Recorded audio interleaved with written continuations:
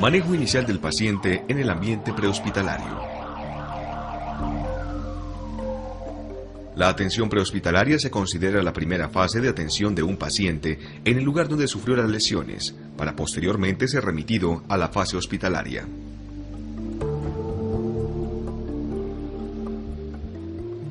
La primera atención es vital para una mejor sobrevida de las personas afectadas y para evitar complicaciones y lesiones mayores.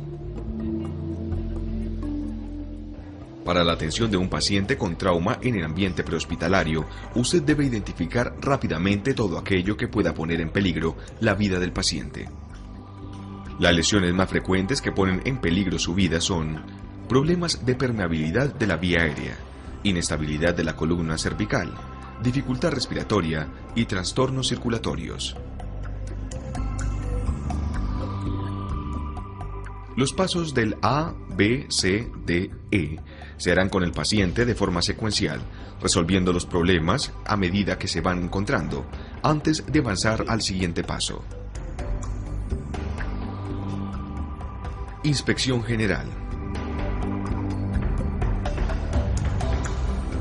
Rápidamente establezca una condición general del paciente a medida que se van acercando.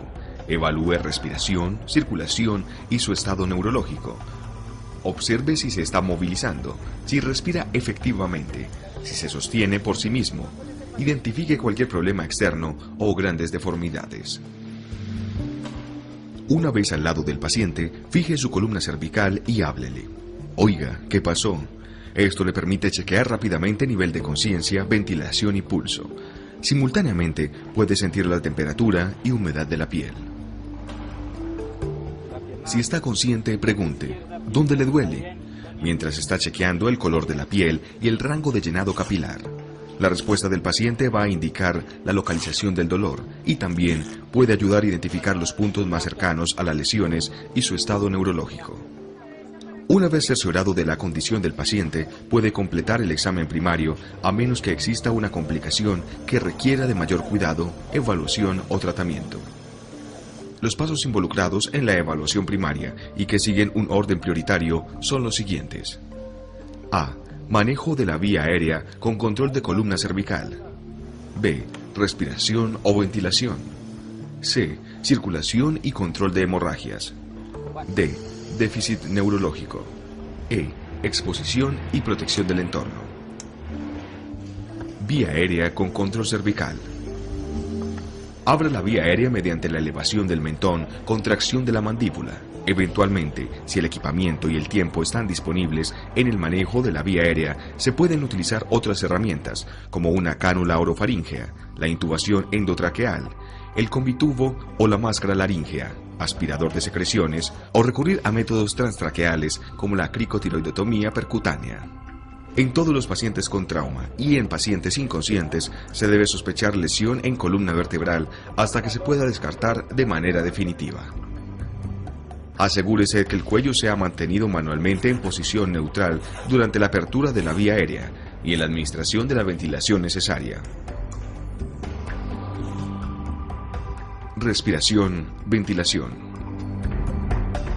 En este paso, aplique el MES. M. Mire rápidamente la expansión o elevación torácica. E. Escuche si el paciente habla o si percibe intercambio de gases u otros ruidos. S. Siente el aliento del paciente que sale de su boca cuando éste aspira. Chequee si el paciente está respirando entre 7 y 10 segundos. Si la respiración no estuviese presente, detenga la evaluación y administre ventilación inmediatamente. Si el paciente está respirando, estime la eficacia de la frecuencia y profundidad de la respiración para determinar si el paciente está movilizando aire suficiente. Circulación y control de hemorragias. En este paso, la determinación exacta del pulso no es necesaria, pero sí dónde se siente, sea a nivel periférico o a nivel central. Palpe el pulso carotídeo. Si no lo encuentra, inicie masaje cardíaco.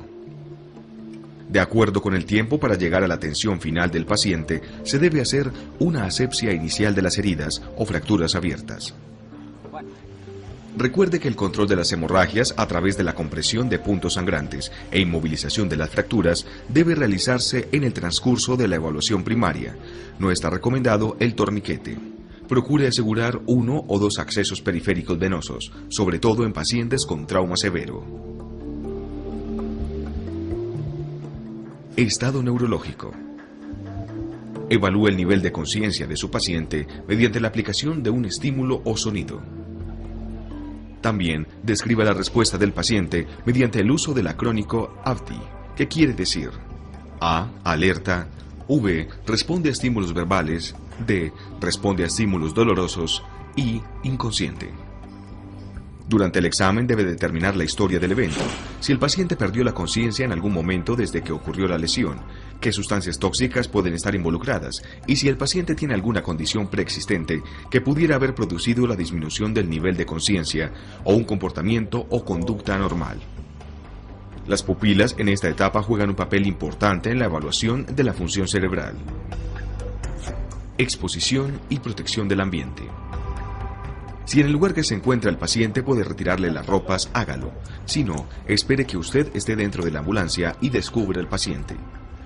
A medida que va evaluando, vuelva a cubrir al paciente para conservar el calor del cuerpo.